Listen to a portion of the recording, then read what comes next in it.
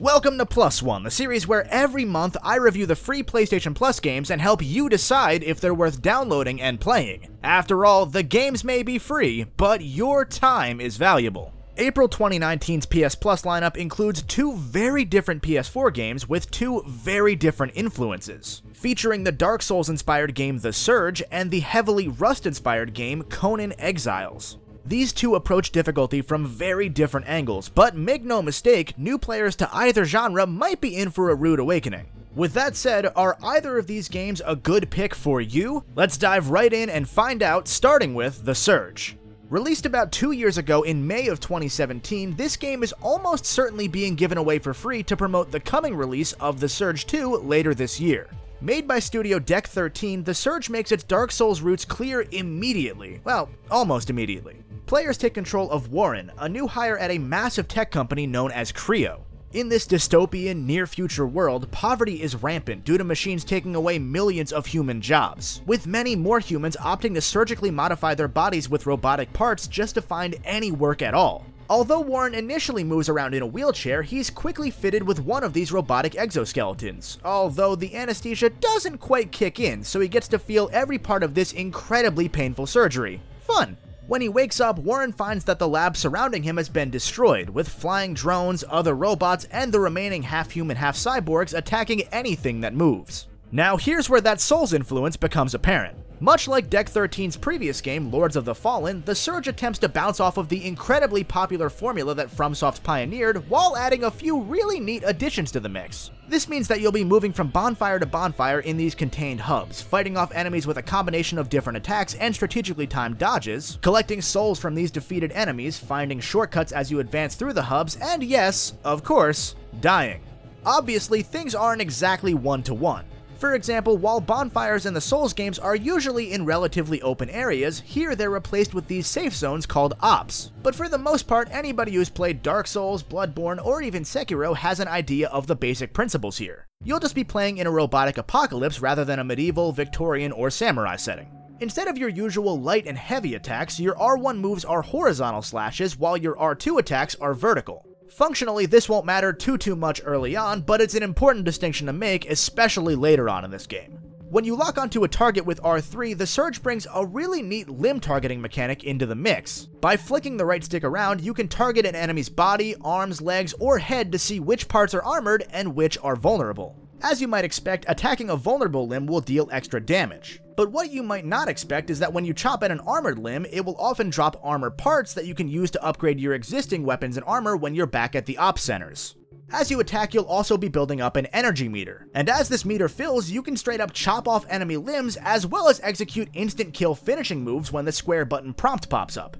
I'll admit these kill moves are usually really stupid looking, because the lower budget animations don't have enough weight to earn the level of violence within these kills, but they're uninterruptible once started, and with certain perks they can even regenerate your health. These finishers even add a multiplier to the number of souls you earn, or as they're known in this game, scraps. Dumb looking or not, I would recommend using them. Once you get back to an op center, you can use your scraps to either upgrade your character's level, or you can use them in conjunction with those enemy parts to purchase or upgrade your gear. Thanks to the magic of cloud technology, if you want to, you can even bank your scraps in the Creo servers in case you don't want to lose everything when you die, and this is a welcome addition that makes the game slightly more accessible. I know that some Soulsborne purists might not like the idea of the risk-reward system being subverted this way, but at the very least, I appreciated giving less seasoned players the chance to enjoy the game more fully. Plus, if you die while carrying scraps, you've only got 2 minutes and 30 seconds to get back to your death spot and grab them before they disappear forever. In most cases, that's more than enough time, but at the very least it adds a little bit of extra risk-reward even when that banking option took a little bit of it away. The Surge brings a few more tweaks to the Dark Souls formula as well. For example, your weapon class will earn experience and level up independently of your scraps, which mainly adds a damage buff to that weapon class. Additionally, as you level up your character, you'll unlock more perk slots to use. These perks can be a variety of different health items, max health buffs, stamina buffs, or even abilities for this little drone that you get partway through the game. How you mix and match those perks is up to you. Altogether, these tweaks make The Surge a surprisingly fun, surprisingly unique entry into this genre. I would love to see a few of these tweaks even brought into the proper Souls franchise, honestly. Also, credit where it's due here, the game even has a more stable frame rate than most FromSoft games, running at a pretty consistent 30 frames per second on a regular PS4 and 60 FPS on the PS4 Pro. I genuinely wasn't expecting this much quality out of a budget title. Naturally, the game doesn't look nearly as good as a proper Dark Souls game. Both Warren and many enemies' animations are just a little bit off, the story isn't nearly as polished, and I just don't like the really jumpy camera control. But none of this affected my opinion nearly as much as I thought it would, because the good, I would argue, outweighed the not so good here.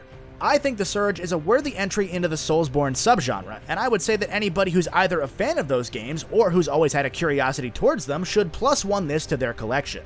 The game's exactly 10 gigabytes in size, so compared to most PS4 games, it's only a drop in the bucket, which was another welcome surprise compared to Conan, but we'll get to that in a moment. For those of you out there that are trophy hunters, you'll have to beat the game at least twice to get that platinum, but with a lot of time and practice, it's more than doable. And for those of you watching this after PS Plus rolls over in May, The Surge still runs for the full $50 digitally, but you can find it in stores for $20 or less. I think the $20 price tag is fair here, but considering Bloodborne is the same price, I would have to recommend that unless you've played it already. Next up is Conan Exiles, a 2018 survival game built into the Conan the Barbarian franchise of all things. I'm not sure who thought the mostly dormant 1980s Conan franchise was the right choice here, but the game's been incredibly successful, so more power to him, I guess. It's also worth noting that Conan himself only appears once in this entire game in the intro movie. The only thing Conan does here is free the tied-up player character, and then he runs off to go do barbarian things. From there, you'll create your avatar, and then you're thrown in the middle of the desert with no food or water and left to die. If you've ever played Rust or Ark or any of those kinds of games, imagine Conan as that, but worse. There's not a real narrative, there aren't many NPCs that won't just instantly try to kill you, you've got to build shelters to survive, and in the off chance you run into another player character, chances are they'll try to kill you too. My buddies over at Crymore Gaming coined the term bring your own fun for these empty open world games where your enjoyment will mainly come out of what experiences you build with your friends. And Conan is the epitome of bring your own fun, because simply, I really didn't have any fun.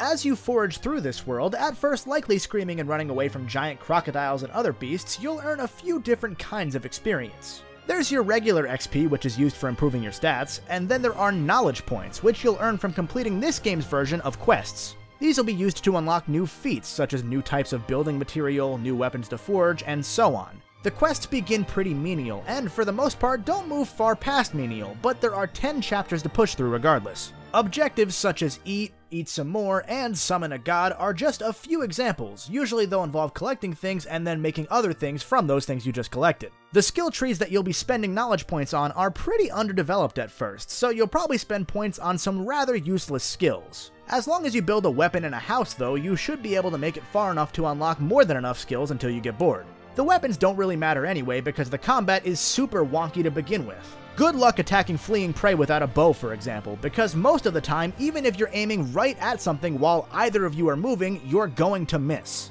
The rest of your time with combat will probably just be standing still and fighting head to head, which is no more fun than combat in Minecraft. If you die in combat or otherwise, you'll drop everything you're carrying and be given a choice to respawn either at the last bed you made or slept in, or back at the very start in the desert, no matter how far away either of those might be.